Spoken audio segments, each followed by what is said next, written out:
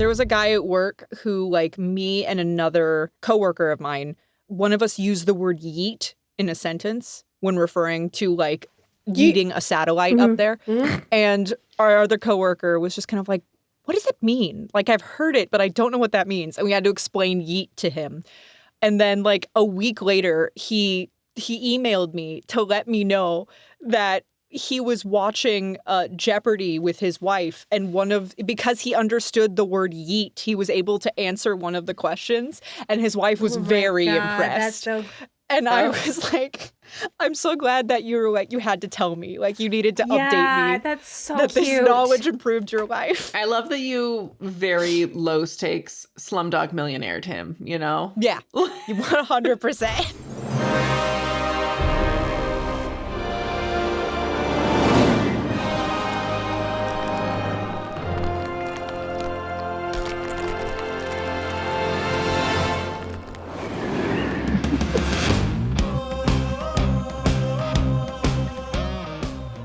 Welcome back to I Seduce the Dragon. This is a D&D podcast where we're allegedly playing Icewind Dale, the Rime of the Frostmaiden, but factually really more of an interpersonal soap opera. A journey of characters, growth, and conflict that suddenly is coming together, so welcome. I'm Jess Parks. I'm your DM. And... Yes, Ryan? I'm Ryan Keely. I play Erastus Brainerd the 12th, and it has been my lifelong dream to star in a soap opera. Well then, while you're at it, let me throw out the Icewind Dale breaker so you can answer that too. The question this week.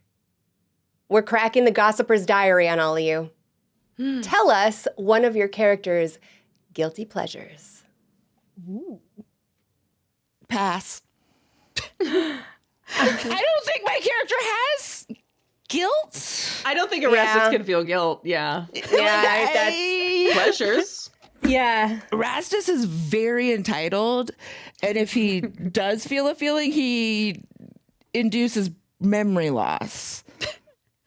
Is the memory loss maybe your guilty pleasure? Is the amnesia your guilty pleasure? Ooh. I don't feel guilty about it, though. Because you don't remember you did it. You are a pleasure seeker. I'm a satyr. Dionysius. Dionysian? Dionysius. Well, Dionysus is the god. If I was to worship Dionysus, I'd be a Dionysian, correct? Yeah. Yes, no? Who knows the Greek think so. roots? Dionysian? Dionysian, yeah. Might be Dionysian. Who's to say? Don't know. Someone. It's a thing. There's someone out there Someone on YouTube will add us. screaming at their screen right now. Hi, everyone. My name is Cristina Van Epps, and I play Tohri Cole, the elf rogue. Tohri's guilty pleasure. He openly is an alcoholic and a gambling addict. So those are things. I feel, okay, so there is a secret that I told Jess about Tohri that I think fits in this question, which is that ever since Tohri got turned into a weretiger, whenever he sees a box, he does have to fight the urge to crawl into it to see if he fits. And I feel like this is something that he has indulged in when no one is watching in the past, but it is a constant struggle and battle. Actually, that's a good question. If he fits, he sits. If he fits, he sits. If it fits, he sits. Since the ritual, well, I guess we haven't encountered any boxes, so who's to say? Excuse me, just making a quick no. to make us encounter a box just to see. Dana? Hi, I'm Dana. I play Gentry Rose Bitter Creek Dumont, human cleric and demigod. Gentry's guilty pleasure, there is basically like bull riders, but they wrangle axe beaks or similar creatures. She has found a genre of smut novels that is all like cowboy, cowgirl, but like axe beak wranglers, and they have It would be an axe boy or an axe girl, right? If yeah, we were gonna carry and over they do sex. They're bird herders. And it's hot. bird herders. They're bird ranchers out in the frontier. Yeah. Bird herder is Bird the herders. least sexy word I've ever heard. I'm sorry. She's into axe beak boy girl smut. Basically cowboy smut. Like they wear chaps and wranglers, but the fantasy version of it. And they ride axe beaks and they wrangle axe beaks. And they're real sexy. And Dana, they it's do important for me. sex stuff. You know that cows also exist in D&D, right? Like, cows also But exist they are in the not in Forgotten Icewind Realms. Dale, I believe. And also, Gentry is not in charge of what this writer decided to write that she's obsessed with and writes this smutty book. Is it a genre or is it a single author? Well, there's a genre, but she likes one particular author and she's on book 5, and this is not Dana's life at all. And what are the books titled? They're called Heartless, Powerless, Reckless, Hopeless. And dangerous. These are the books I'm reading right now. Very good. I thought they were going to be called like Heart and Poultry or something. No, the lines between character and player are just blurring more and more. I feel like Gentry would indulge in some like smutty romance, though. Well, yes, because Dana and Gentry are the same. Sorry. Hi, I'm Flanders. I play Martha Sinclair, half-elf paladin. Martha's guilty pleasure, which she would possibly kill anyone who ever found this out, is that she is a subscriber to River Dances pamphlet under a pseudonym. Like, genuinely, or like to scope out the competition, though? Like, it started out saying it was to scope out the competition, but I think she actually... She's into it. Oh, no. What's her handle? Vin Diesel.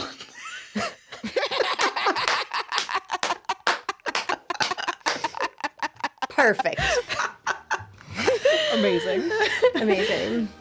Tina comes by the bar and hands over the pamphlet with a wink. Yep. I'm just saying, Martha Sinclair to Vin Diesel makes sense.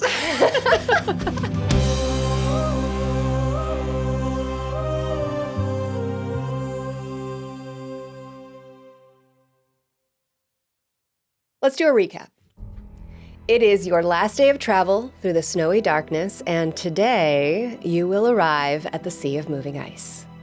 Somewhere in this sea floats an island containing the fortress named, say it with me, Grimskala. Grimskala. This is where Auril resides. Can anyone roll their L's? Nope.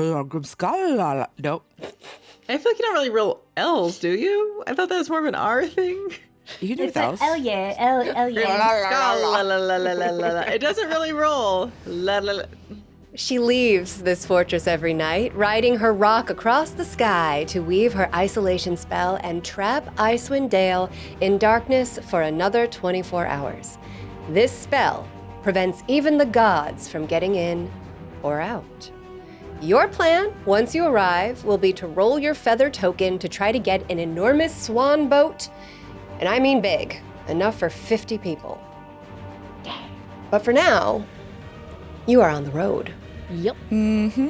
So we have the dog sled, Yes. and on it is Erastus, yeah. Mush. Sven, and Gentry? Because Martha elected to ride on the Axebeak with Tohri last time. My goodness. I know. The marital axe speak. Oh, God. Some that Gentry's been reading about. She knows. So you have time while you're on this journey to have conversation if that's something you wish to do. I just want to get there and find a shipwright.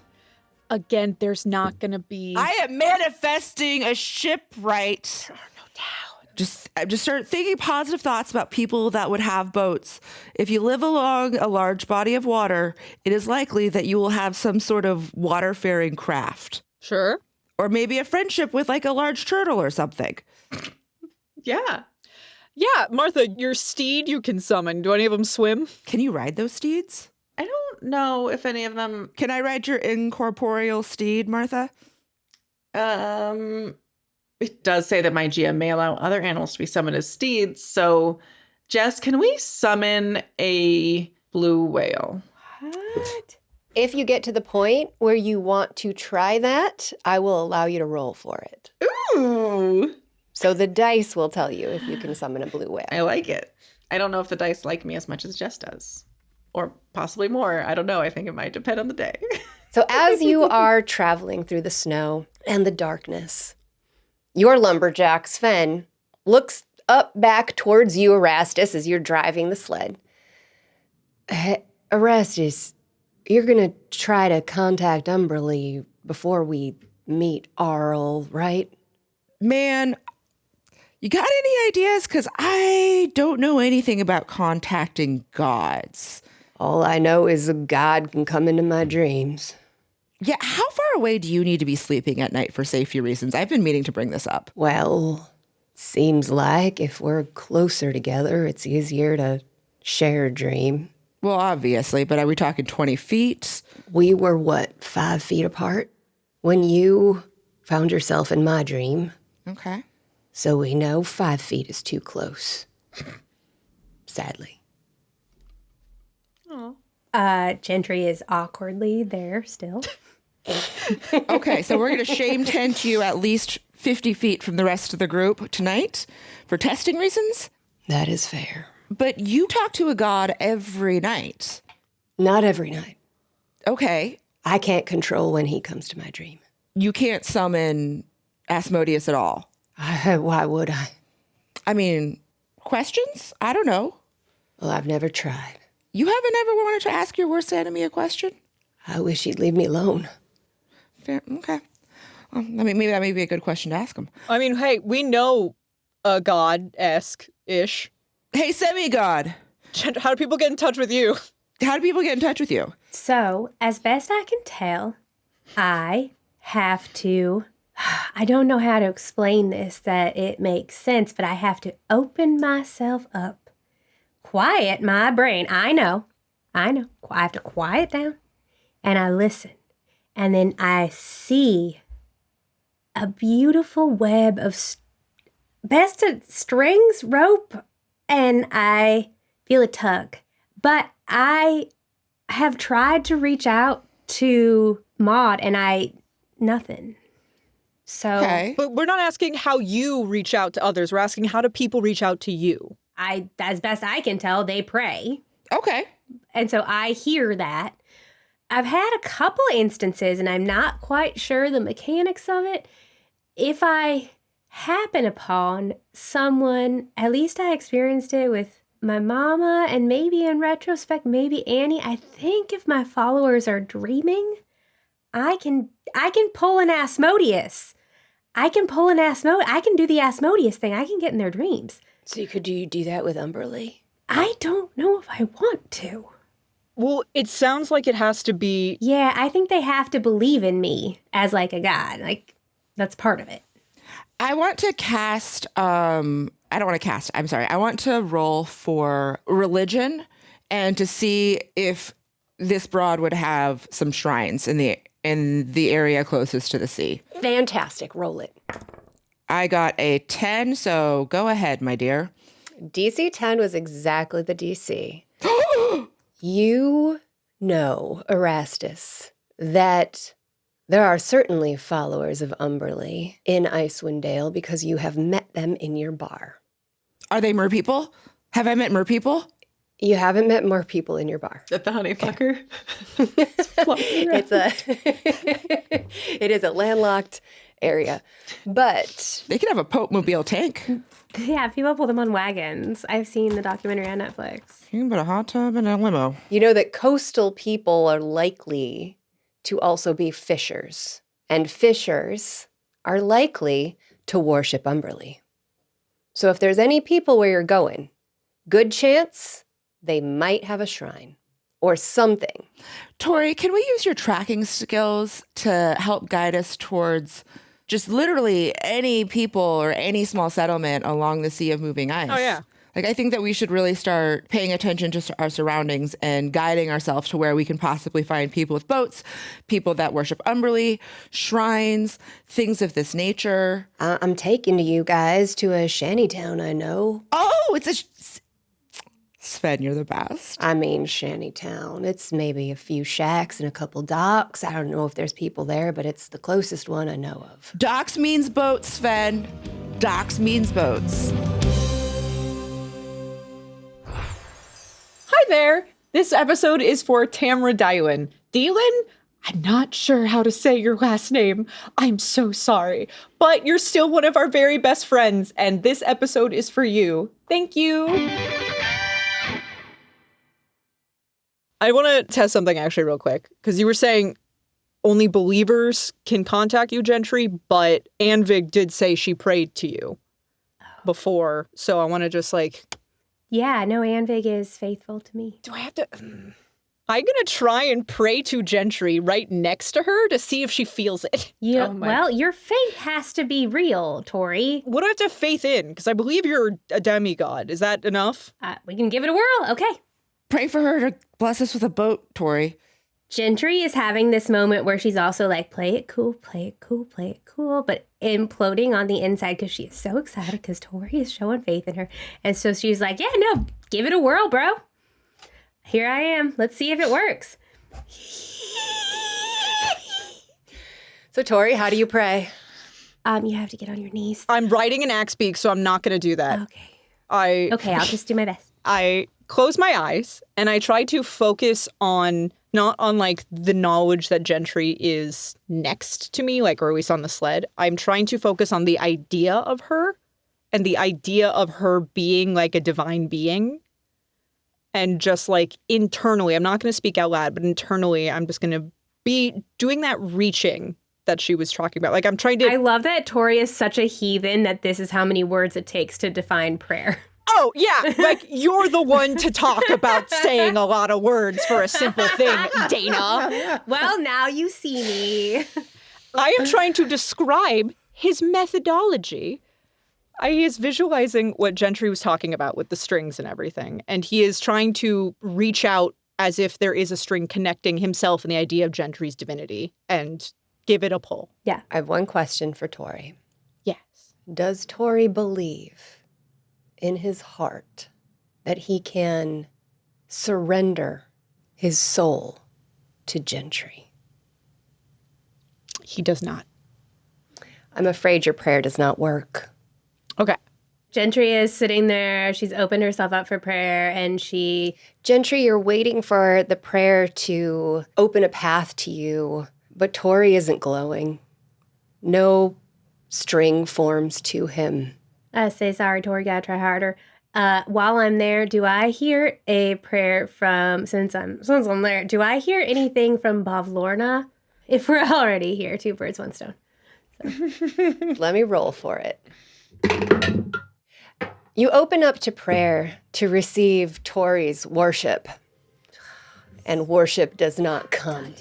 But you feel the tug of several prayers coming from other places.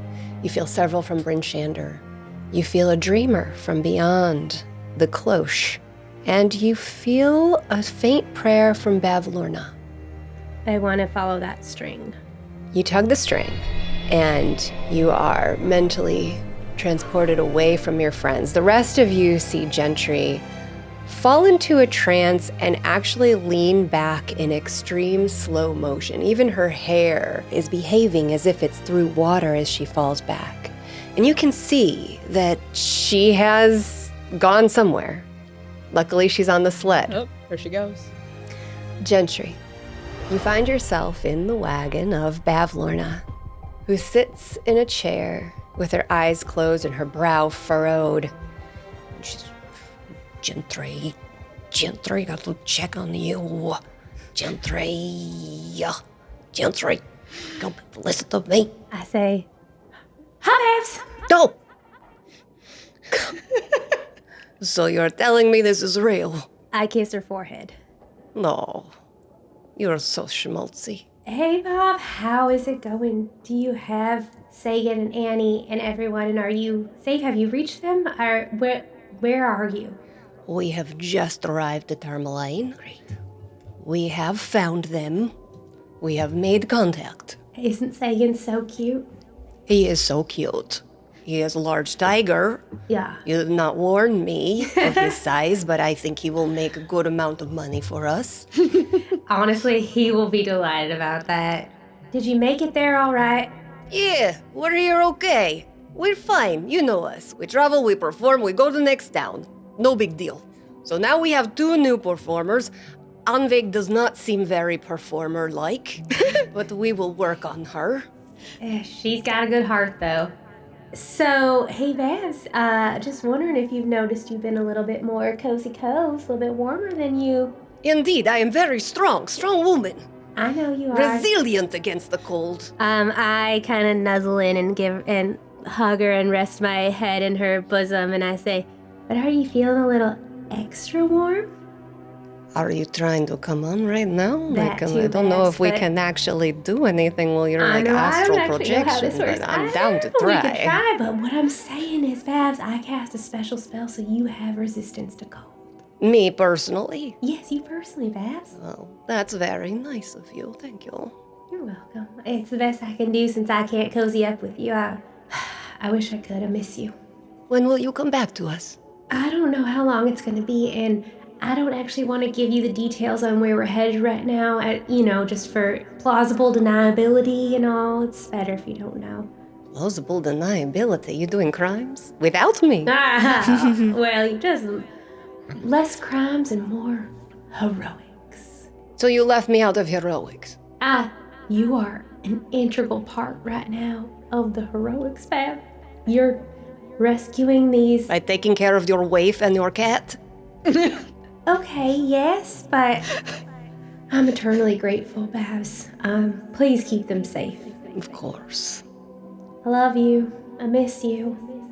I love you too. And she boops you on the nose. Now go be a great god and save us all from this isolation. Be safe. We are safe. Keep doing blessings though. This is working for me. Okay. All right. If you want to do another blessing, we could use a bit more money. God. And I've been noticing some wrinkles around my forehead and eyes. Maybe you could, tighten up. I'll do my best, Babs. I'll do my best. The Botox blessing. I'll check in on you in a few days. Just, like when you're saying your bedtime prayers. Think of me. Love you, baby. Love you. Muscle. And then we say bye.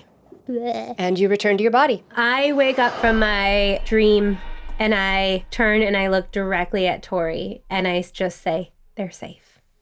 I imagine, because that took a while, I imagine that Tohri is not paying attention anymore. So you look at him and he's just steering Pinkus and you say, they're safe. And he's like, what? Sorry, what? I clear my throat. I wait until he makes eye contact because I want it to be a dramatic situation.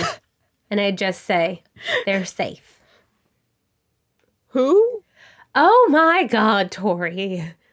You told no one you were doing this. No one. What are you talking about? Tohri, your children are safe. I just Okay. talked to Bavs and Sagan. Oh, yes. Okay. Yes, I know of Bavlorna. Sagan and Nanny are safe, and they're gonna head back to Brinchander. So, you are traveling. It is becoming toward nightfall, even though it's pitch black. Are we there yet? Are we there yet? And you see ahead of you a very, very, very small set of structures. 3 shacks. Erastus is so excited. It's very, very cold as you approach. The wind bites off the sea. It's colder than you've ever felt before this close to the ocean. And one of the 3 shacks has a dim light glowing in the window and a wisp of smoke coming out the chimney. Tohri, do you want to strafe the perimeter? It's only 3 shacks. Oh, I want to hang back with the cart a little bit. We don't make too much noise approaching these folks. I can do a quick Do like a little window peeky? scout. Yeah. Yeah. Sure. I'll pull Pinkus to a stop. I hand the reins to Martha. Don't let him intimidate you. He will try. You gotta assert dominance over this Axebeak. I say as I hand her the reins. Hey, buddy. The Axebeak snorts and gives you the evil eye. Roll charisma. Oh, perfect. Beat a 13. That's an 18. He stares at you with incredible intensity. You can tell the moment you break eye contact, he's gonna rip you to shreds. Not blinking. And then he blinks first. He snorts, and he acquiesces to you holding his reins. Martha gives him a little scritch. Ooh, she pulls out a gummy, or not a jelly bean, Oh and gives him a treat. no. Oh no. Okay, roll a d12. What's an 8? Oh no. Oh no. Oh no. The axe becomes invisible for 10 minutes. Oh no. But you're holding the reins, right? Holding the reins. Okay. And our stuff, he's still tacked up. So I think this is how Martha finds out these are magic jelly beans, is when the axe beak disappears. I think you're going to need to do an intelligence check. Amazing. How do you know that Pinkus doesn't just do that? It's true. I'm going to roll intelligence. Well, that is a 1. Oh Natural no. 1. Oh no. Oh, he was so happy he turned invisible, and I just keep giving him little scritches. You hear him hiss, and you can see his breath steaming in the air, but you just can't see this axe beak. Good boy, Pinkus. I get off the sled and I'm gonna go investigate with Tohri. My stealth roll is a 30. So Erastus, also roll a stealth check. I have a +2 with advantage on stealth. What gives you advantage? Oh, it's because of my armor. Oh, the infiltrator armor. That's right. yeah. Infiltrator armor gives you advantage on stealth. That's Yeah. right. The That's cod right. piece of sneaking. Okay, so my first roll is a 17. My second roll is also a 17, so that becomes a 19. I feel like that's pretty stealthy. You both creep towards this very small group of shacks, towards the one that is lit up. You peer in the window, and you see a ragged old man heating some fish on a fire. He's got a hat on that looks threadbare and a lot of furs, and he's humming to himself. I'm gonna gesture to Tohri and do because I want to go past the shacks if this is the only window that's lighted up and see if I see any docks. Great. So you sneak past the shacks. You see 3 docks. At one dock is a small, rusty, shabby-looking fishing boat, big enough for 2 people. All of the docks are basically encased in ice. Mm-hmm. So you see a track from that fishing boat out towards the distance. It looks to you like somebody, presumably this man, grabs this boat and drags it out to where water exists versus just ice, and then drags it back to these docks. I see Erastus do that. He creeps over there. I'm going to creep over to the shacks that are not lit and peek in to see if there's anybody living in them or if they're abandoned. You see 2 abandoned shacks. Okay. Let's reconnoiter. We regroup. Tohri, this boat sucks. The other 2 shacks are empty. That one guy, this is the only guy here. Do we want to kill him or should we keep on moving? We don't need to kill him. Didn't you want to see if, he knew how to make a boat? I mean, if he knew how to make a boat, he wouldn't be driving that piece of shit. Steering? Sailing? Rowing? Regardless, it's too small for all of us. No, it's not big enough for us, yeah. But you also wanted to see if there was, some kind of Umberlee thing here. I say we talk to the guy at least. Did I see anything? Did I see anything that looked like a shrine? Jess. Give me an investigation check. Can I roll investigation too? Yeah, then both of you do an investigation check. I got a 12. I got a 14.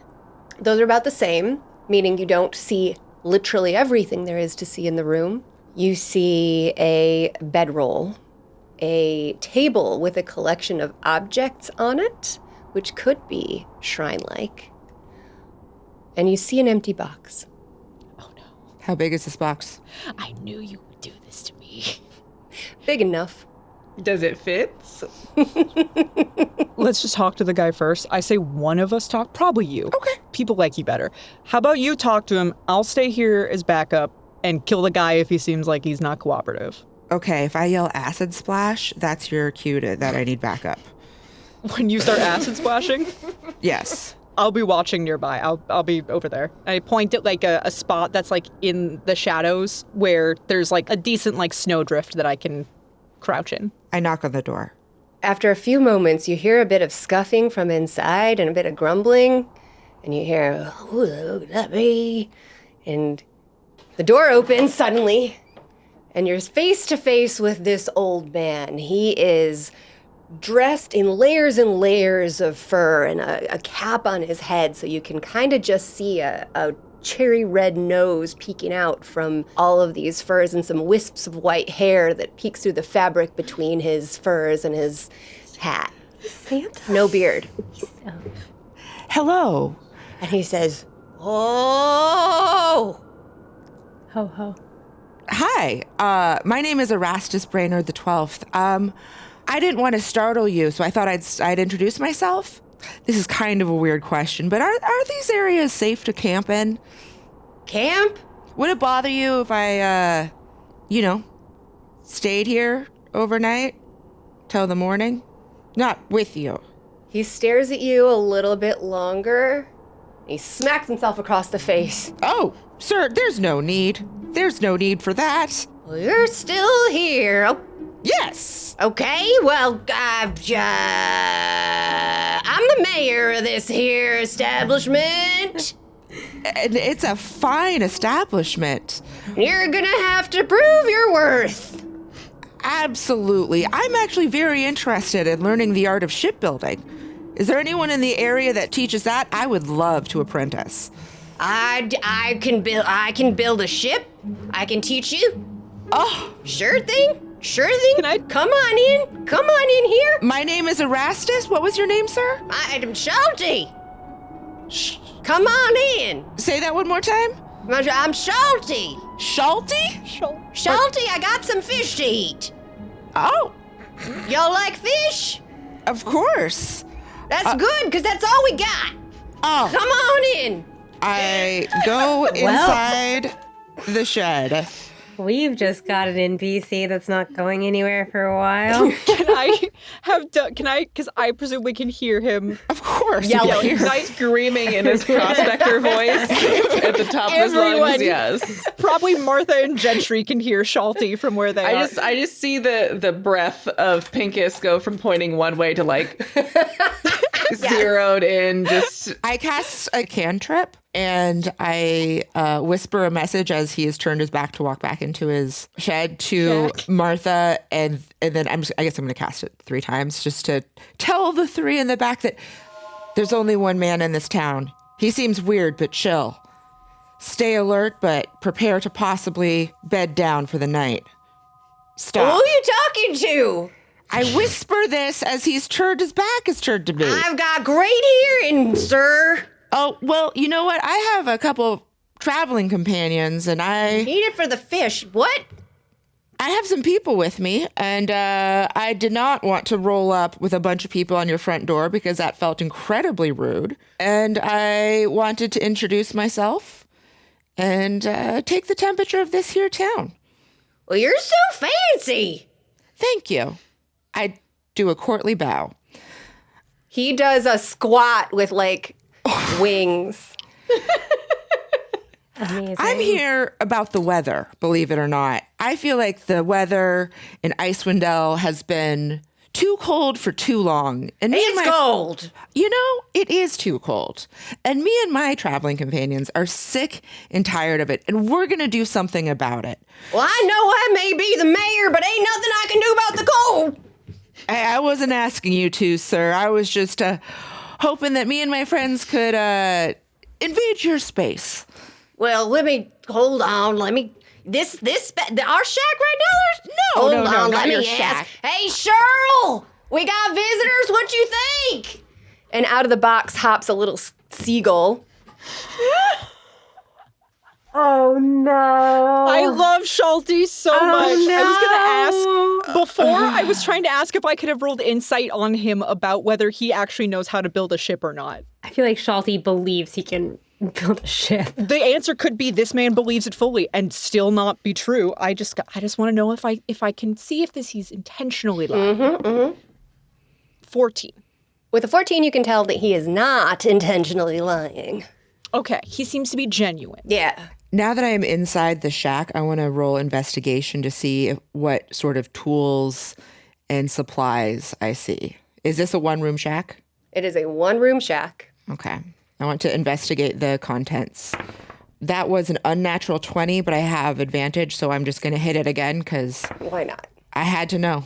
It was a 13. We're going to go with the first roll. So as you observe the contents of this man's shack, you see that the table in the corner is filled with items that are sea-related, and there is a small figurine in the middle of it. You see the bedroll is stacked with different types of furs. It smells kind of funny in here, even for the cold. You see an axe in the corner. Okay. And on the table, you see a file. You also notice that his teeth aren't white. Okay. That would be expected. When you say a file, do you mean a paper file or like a metal file? A metal file. I fully thought it was documents. That's what I wanted to clarify. Yeah. It's like, He's a paralegal. Yes. He's a notary public. Yeah. I'm also a notary public. You show 2 forms of ID. I'm the mayor and the only lawyer in town. You need some litigations? Ugh, I love him. I know. God. Well, we have a Schalty and a Shirl on our hands for a while. That's for sure. Okay, do I see a steam box?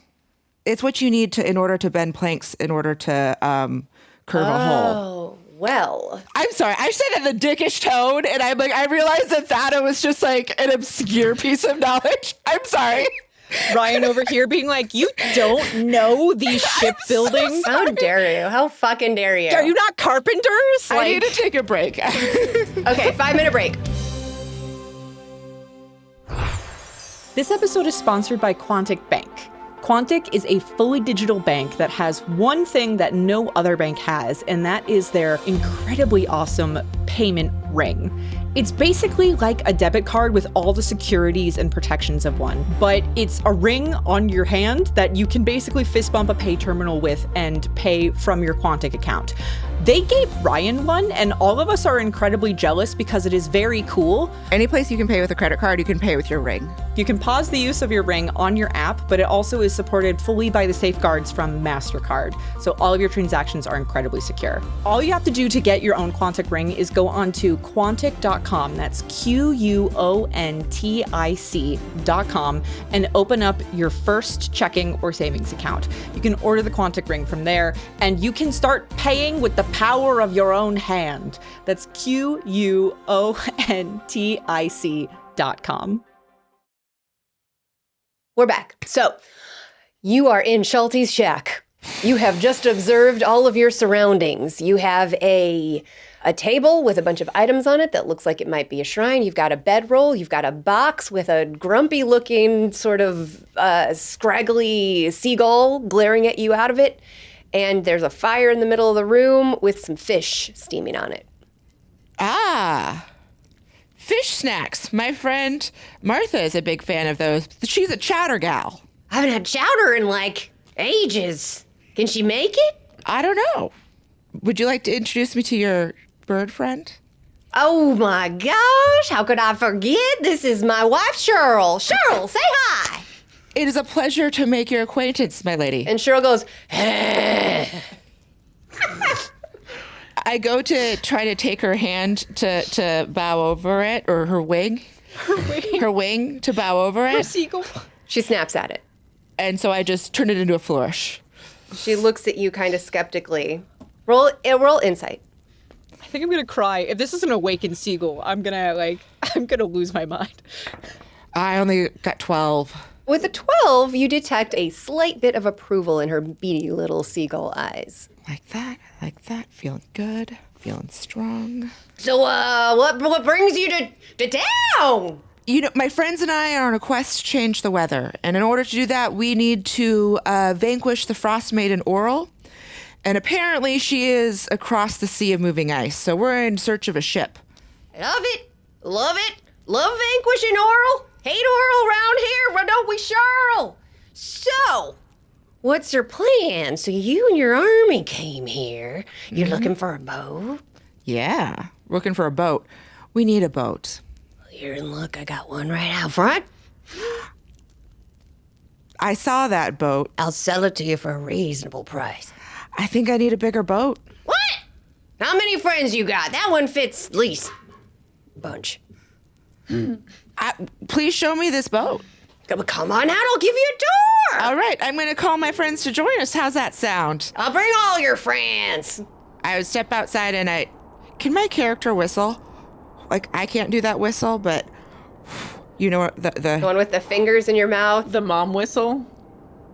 This is a fantasy wish fulfillment game. You can absolutely, I feel like, Erastus. Agree. Yeah. Okay, so I was... You all hear Erastus whistle. I just, like, pop up out of the snowdrift. Schalty, this is Tohri Cole, Schalty and Cheryl. All right.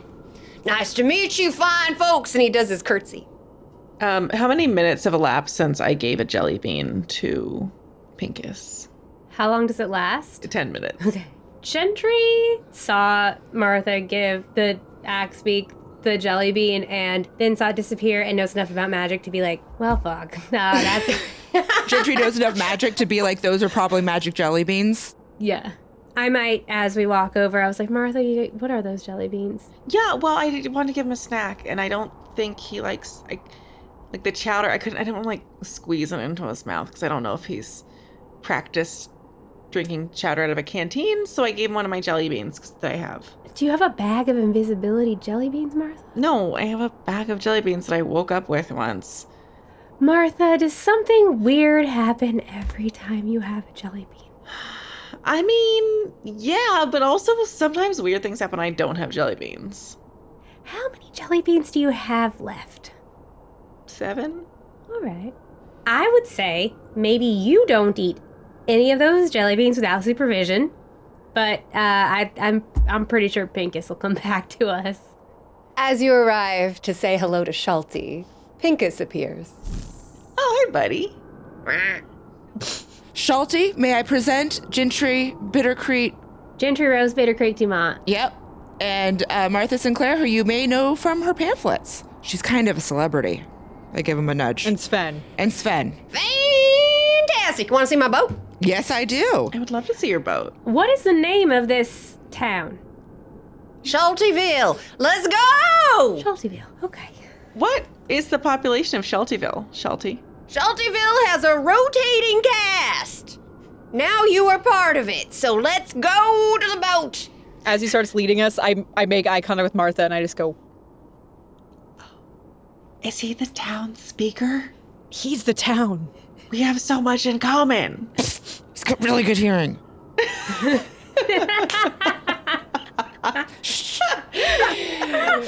So you get to the boat, and he's like, this here's a classic T-1004A. It's got a corrugated hull, and it goes straight through the waves. It'll cut through at 14 miles an hour without even a sail. Oh, well, Just for shits and gigs, can I fucking check if there's any magic on it? Can my perception check just like...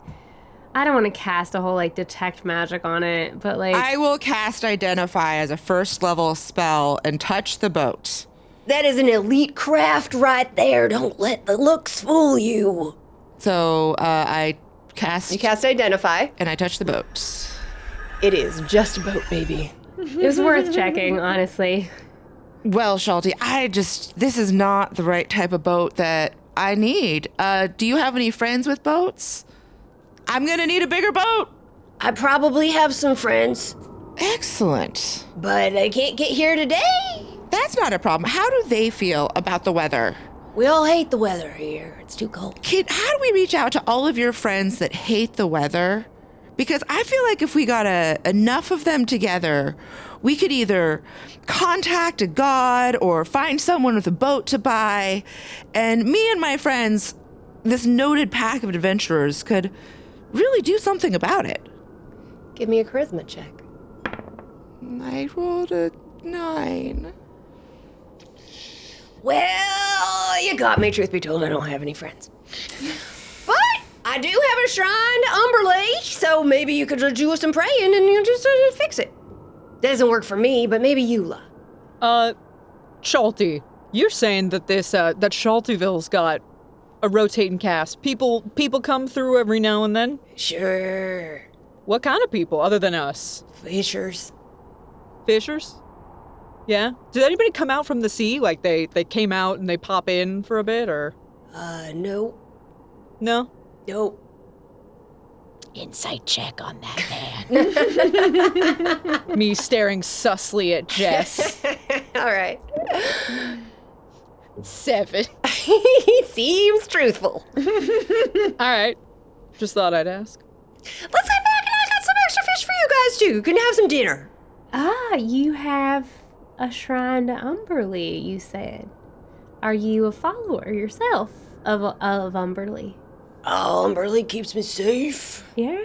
I wouldn't be here if it weren't for my God protecting me. How does she do that? Does she materialize or perform miracles or... You know, Umberlee works in mysterious ways. Umberlee tests us How so? with her wrath. I've heard that. And sometimes she doesn't necessarily even help. But if she did, it would be very powerful. Were you always a follower? Or did you kind of become a follower, a faithful? While Gentry is questioning Schalty, I am going to remove some candles from my sleds and some pieces of gold from my pouch. And I am going to go to the shrine and put the gold and light the candles and kneel down to pray. Does Erastus believe in Umberlee? Yes. Is Erastus ready to become a follower of Umberlee? Yes. Because Erastus is blessed by Titania. There's already kind of a claim on him, so I'm fascinated. He's not aware of that blessing. And being blessed by someone, people believe in multiple gods. That's interesting, though, because Erastus doesn't know. He's been told that he's got her blessing. What does that mean? He doesn't necessarily know. So go ahead and do a prayer. Do I roll religion? Yeah, give me a religion check. Make it be a sea shanty, please. I am not musical. You're not going to get a sea shanty out of me. You can just do like 99 bottles of rum on the wall. 99 bottles of rum. Totally. Oh, Umberlee, goddess of the sea, a great injustice has been done. I pray to you to bless my friends and I to see it undone. We need your strength. We need your power. We need your guidance in order to make this weather change. Please, Umberlee, guide me. Guide me to make this end. I rolled a 13. You place your gold among the items on the table, the shells and the tackle and the bits of ocean debris that have been collected. You sit in silence, waiting for some sign, hearing the rustling bird next to you, the crackle of the fire behind you. But nothing comes. That doesn't mean that you were necessarily unheard. I plan to stay and pray all night because I don't see another option for getting us a boat. So, were you always a follower of Umberlee, or did that faith come to you once you became, the mayor and sole resident of Schaltyville? How? Oh yeah. If you got no more questions about this boat, though, maybe we should head back inside because it's pretty cold out here. Yeah, no, we're walking. I'm doing a walk and talk with Schalty back to his house. I just say, well, much obliged. Are you close to any other similar towns like this? Yeah, we had a really tight emotional connection with Revel's Inn, but it's too far away. Revel's Inn, you say? Yeah, I know, I've heard of that. Revel's Inn. Revel? Revels, like the end of revelry, because it's a prison. A tight community, you say? Yeah, me and Cheryl. I'm sorry, who's Cheryl? Cheryl? Oh, Cheryl, you haven't met Cheryl. Come on in. I gotta introduce you. Absolutely, we go inside this man's shack. All right, so now all of you are crowded into his shack. Perfect. Ideal. It's cozy. And so this is my fire, and that's my bed, and that's my beautiful Cheryl just hanging out, and that's my empty box. I'm gonna go try and just give my regards to Cheryl. I have a +4 to animal handling. I have in my pocket just like old fish, basically. It's like old preserved fish, like fish jerky. Okay, so you're giving her old, gross fish. But it's good. Would you eat it? I would eat it, yeah. I mean, I don't. Dana doesn't. She thinks it's gross, but Frank and Doug love it. So I have a chunk of salted fish in my bag, and I say, Cheryl, it's a pleasure. And I have a +4 to animal handling, and so I make my introduction. Roll at disadvantage. I roll it. Yeah. It's really good fish. Cheryl rules. Cheryl can't be bribed. +4 to animal. Those are both fucking terrible rolls. That is a 6. So you reach forward to hand Cheryl some of your salted fish, and she looks at you appalled. A seagull looks at me appalled. Okay. That's right, and she snaps at your hand. All right, Feisty. Nice to meet you, Cheryl. Ah! How long has the seagull been smoking? Cheryl only eats cigarette butts. And Schalty goes, oh, don't mind her. She's just adapting to being a seagull. She still can't handle it. Adapting to being a seagull. What was she before, Schalty? My wife. And as your wife, she was... What happened? I yell from the shrine in the corner. How did she become a seagull, Schalty? He waves his hand. Witch. You all want some fish? Would love some. Yeah. That sounds lovely. He starts dishing out, cutting up the fish. I didn't expect guests tonight, so I'm sorry if there's not that much to eat, but I'm happy that you're here. Oh, I've got a canteen of frozen chowder we could just throw on the fire. Yes! Yes! I knew it. I knew the person in charge here would be you. Give me that chowder. We're gonna make a feast. Hand over my canteen of chowder. And he starts bumbling around and like finding little bowls. He starts cooking some chowder. Martha, Yes. tell him you're a town speaker. I think he'll like that. If you're like, yeah, you're my equal. Find out which witch it is. Yeah. So you must be the town speaker, right? Schalty? I think that's what they call me, you know. I'm in charge. I mean, you could probably tell from my leadership skills that I'm also a town speaker. I knew it. I knew it just by looking at you. I know. I mean, gosh, we have so much in common. Chowder, town speakers. Yeah. Oh my goodness. So what, because we've had to deal with our fair share of curses around here. I get it. So what was the witch that which witch cursed Cheryl? Which witch? Oh man, there's so many witches. Maybe the one that asked if she were, if you ever heard the thing like your wife is a worm, would you still love her? I honestly, to be perfectly fair, I have asked an ex-boyfriend that in the past. So you asked Cheryl if she would still love you if you were a worm and she turned into a bird? Some witch came around and was like, would you love your wife if she was just a bird? Oh. And then she was. Probably the same one turned my teeth to wood. Oh, they're wood. Huh. Oh yeah, my teeth is wood. Your teeth are wood and your wife's a seagull. My feet too. Your feet are also wood. Your feet are wood?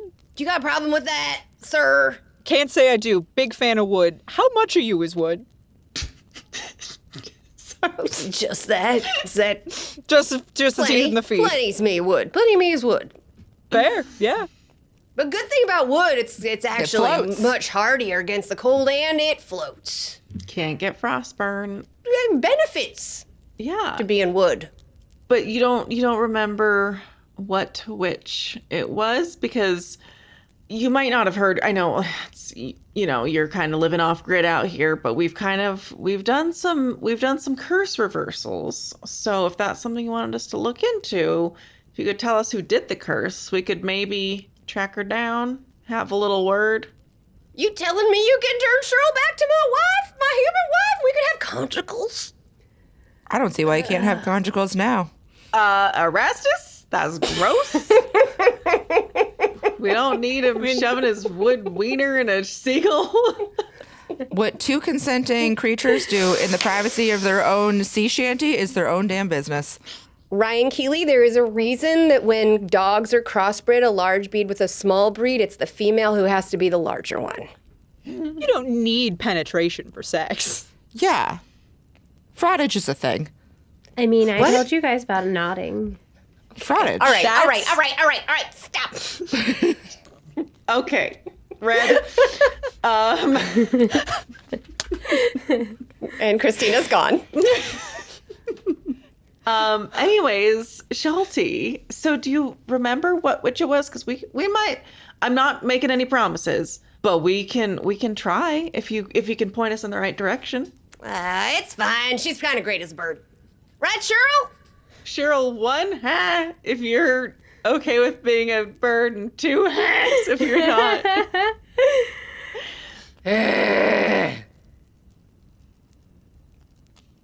Okay. Here's the thing. She don't have to, like, haul the boat or do tackles. She basically just lives here for free lap of luxury.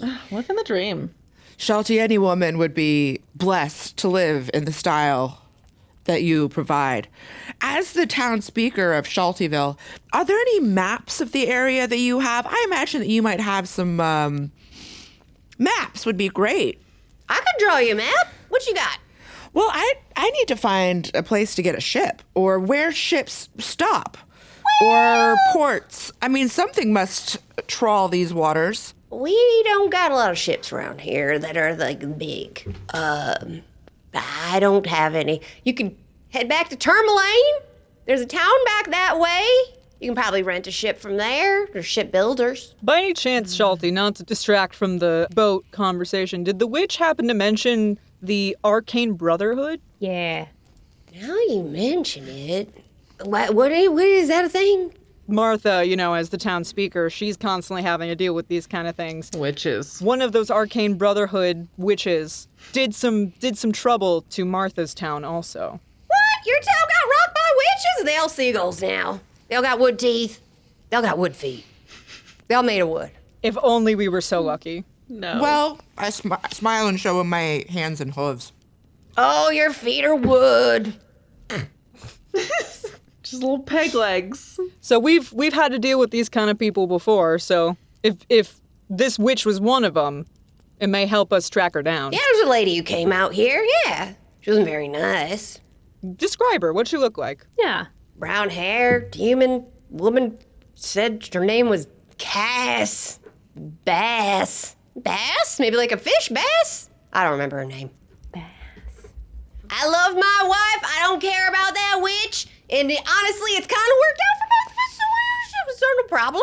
Want some more fish? Okay, well, leave it alone. You know what? If it works for you, I'd love some more fish. Thank you. So, I hate to say this to y'all, but you can't sleep in this room tonight. This is me and Cheryl's spot. Oh, we would never impose. We got 2 empties. You know? You can do whatever you like. Those empties. Thank you. No Great. judgment, no prying. Definitely won't be peeking. Definitely not. I don't believe him. Yes. Do not believe him. I would like to turn in because when the sun comes up, I do want to glass the horizon for potential locations of Auril's lair. So if you all are trying to say goodnight, I gotta say my nightly prayers, my nightly duties to Umberlee, and I will see y'all in the morning, eh? Sounds good, Schalty. Gentry, do you think you could talk to Umberlee? I don't actually know if I could. I think Umberlee might have to make the first move in this situation, and I am worried that if I open myself up for Umberlee being able to contact me and find me, that the other gods will as well. I actually have no idea how this would even work, but I could try. I could try as like a... What y'all whispering about? You guys also get dreams about Umberlee? You get dreams about Umberlee? Okay, well, good to know. Don't you? No. No, but I am a big fan of dream interpretation. Have you heard of that? Oh. Tell us about your dreams. Your dreams can tell you all sorts of things about yourself. That symbolism, Schalty. Have you heard of symbolism? Mostly she just shows up and laughs at me. Do you tell a funny joke? How about you tell a real funny joke? I'm just kind of sitting there. Okay. Well, she is known to be a capricious bitch, which is why I can't wait to meet this woman. May I join you for prayer tomorrow?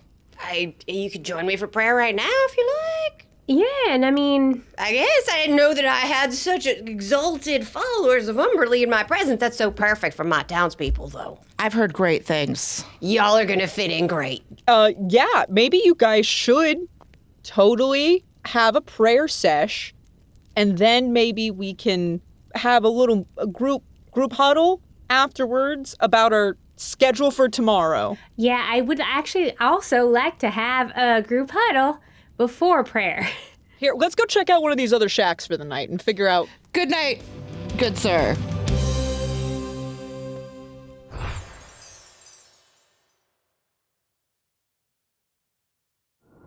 We go to one of the other shacks. Hey, can we do the pocket fort?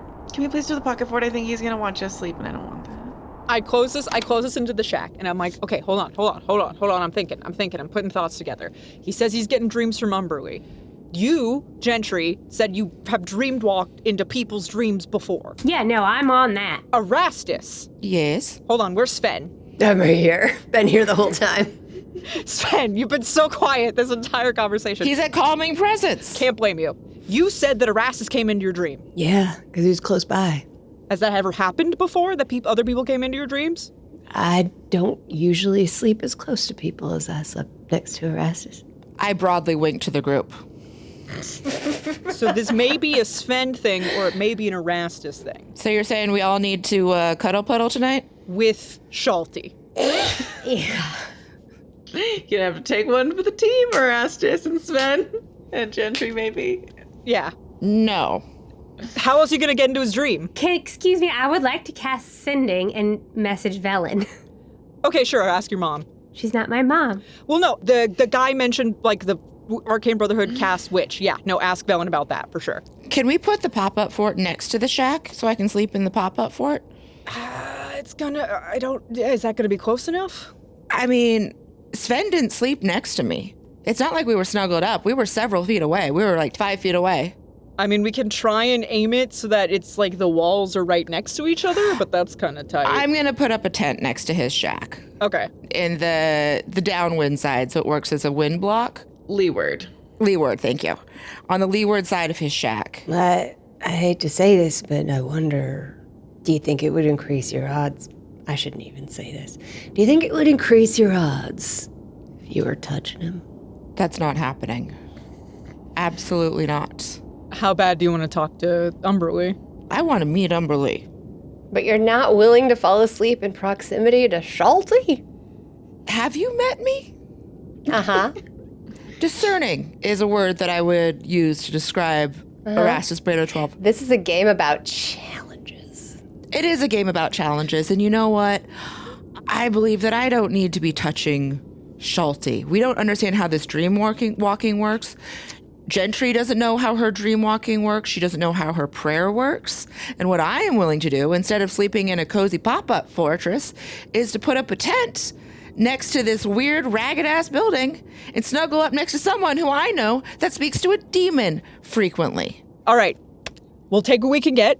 I agree. Well, good night. Tohri and I are going in the pocket fortress. Gentry, you're sleeping with Sven and I.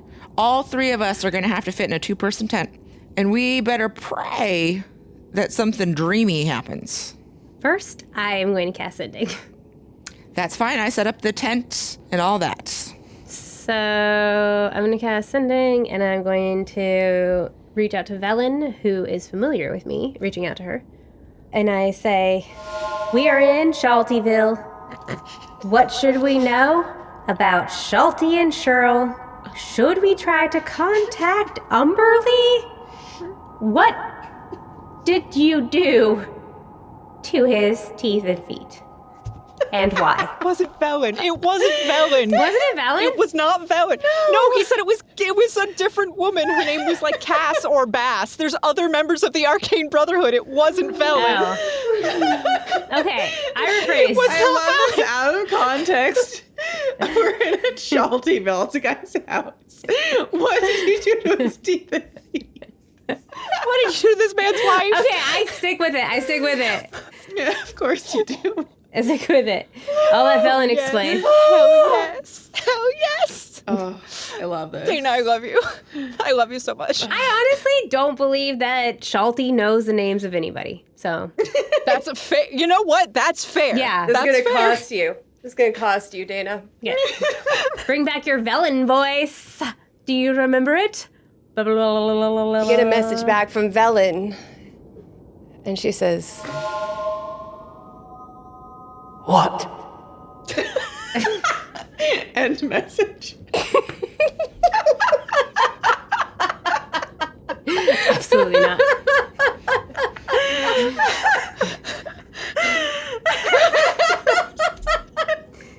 I don't think it was Velen, guys. Did you think it was Velen? Yeah, well, it seemed like something she'd do.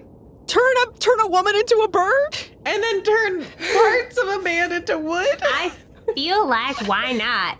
I think, why? I think she mentioned that there's other members of the Arcane Brotherhood that she came here with. Well, then she should give us some of that information, shouldn't she? You should ask her for that then, maybe, yeah. I'm not casting it again. She said what? Oh my god. Okay. All right. Okay, I cast it again and I say, sorry, Velen, I guess it wasn't you. Cass or Bass did this? Do you know who would do this? And what should we be worried about? You provide so little context to everything you do. She's a fucking witch and sent us here. She knows a lot of the fucking context. She did not send us here. She doesn't know about Schaltyville. If I called my house Flanderland, you couldn't just call someone and be like, what's up with Flanderland? Which I do call my house Flanderland, sorry. Yeah, I'm like, Flanderland is a great name for a house. You hear a response. Do you mean Noslantomir? She is the one who stole my orb. You're on the right track. Follow her trail, and you will find Professor Scont. Umberlee can't reach you here, but she would be a valuable ally. End transmission. I relay that to the group. No harm done. Okay, so we have to follow a trail of seagull wives and wood teeth. How have you lived this long? Me or... It doesn't matter. Yes, so, okay. We gotta follow Nass. I can try, and I don't know how long ago this was done, so I can try and be on the lookout for any signs of where she went. Once she hits the water, that's gonna be harder, but we'll figure that out. Yeah, well, we can ask Schalty how long it's been. I feel like I'm getting like honeymoon phase vibes off of them, so maybe it wasn't a really long time ago. They just seem like really happy. Like most people are right after they get married, when one of them isn't a slut.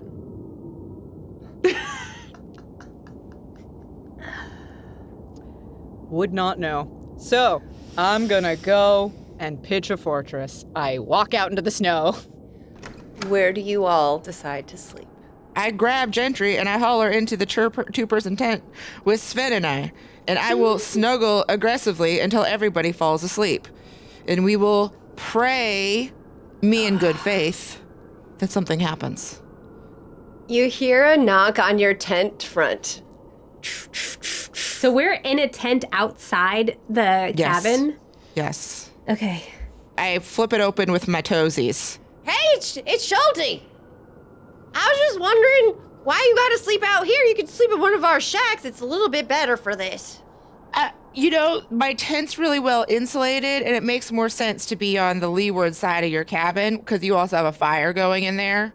Do you want to just sleep on the floor next to the fire? Like, I feel bad. You're out here probably gonna freeze to death. Then I'm gonna down 2 townspeople. 3 townspeople. How many people you got in there? Schalty, not to make it weird, but this is our preference. This is what we like, if you know what I mean. Gross. Thank you for your offer of hospitality, Schalty. Don't mind us. I'll see you in the morning. Okay, well, If the tent's and rockin', Schalty. that's enough for me. Okay, good night. Appreciate the windbreak. And he closes it and comes on, but leaves you there. Oh, Lord above. Tohri and Martha, Yeah. you walk into the fortress. The door closes behind you. It is cavernous, cold, and silent. I've brought in the animals as well. Baroque, Rococo, and Pinkus. And I don't know if we need to make a fire because we both have dark vision. Be romantic, though. And resistance to cold. Yeah. And it's more befitting of the, coldness, I feel, emotionally. We should have asked Schalty if you could borrow his box. You didn't know. You know nothing. Was I eyeing the box the whole time? Maybe. You don't need to know. Okay, so I guess we just let them do their thing. If we hear screams in the night, do something about it. Yeah, if they're like bad screams, yeah. Okay. Yeah, I guess so. You never know. You get them 3 and a 10. There might be some good screams. Yeah. Sure. Yeah. Why does Dana look so upset by this? So I will to Martha say, I'm gonna go pick a room. See you later. Okay, me too. You good? Yeah, I'm just wondering which room I should pick. I mean, there's like a bunch of them and they're all empty. So like, yeah. Oh, okay. Yeah, I'll go grab an empty one. Are you good? Fine. Yep, just tired from that Jellybean. What? I gotta go. And Martha goes to one of the rooms. All right, see ya. I think Martha goes end of the hall, whatever the last one is. Just... Martha's so fucking awkward. I actually want to try something, Jess, because there is something about Tohri that the rest of the party does not know, but you do, that I may be able to use potentially to try and get a direction towards Auril. Is it your dick? And I would... Not my dick, for once. Your dick doesn't point towards Auril. It doesn't. Weirdly enough, it isn't a Auril dowsing rod, no. Anyway, can I, Jess, in the privacy of a single room in this fortress, I would like to try and reach out with that, get a sense of that, if I can. Mm-hmm. So Tohri goes into one of these rooms and kind of sits. If there's a room with a little, because I think the fortress has like little arrow slits in it. Mm-hmm. If there's one that looks out over the sea of moving ice, he will go there and kind of like look out over the horizon. Yes. And try to like feel.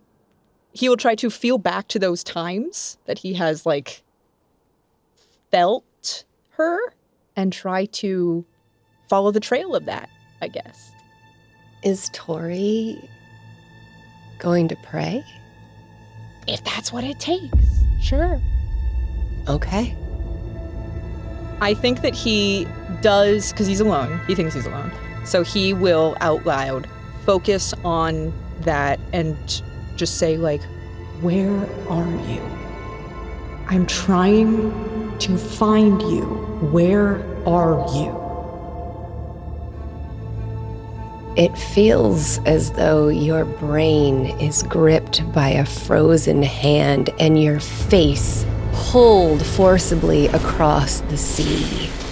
Your vision whips through icebergs and ocean. You feel bone freezing cold as you whip through the air across the water to an island, and ahead of you looms a fortress shaped like a skull with a spiked crown atop it. And the eyes glow and appear to look at you, and you hear, "Come." Fuck you, Tohri. Putting in my lower thirds, Gentry betrayed. If the icy grip releases me, do I have an idea of just the direction? You have only a direction, but yes. That's all I need. That's all I can ask for. I think that shaking, Tohri stays by the window for a good long while until the shaking stops. Your brain has brain freeze. Oh, that's new. It takes some time for the feeling to subside. Ooh, okay. I'm gonna try and trance. Good luck. Okay. And I think that's where we'll end. Aw. Are you kidding me?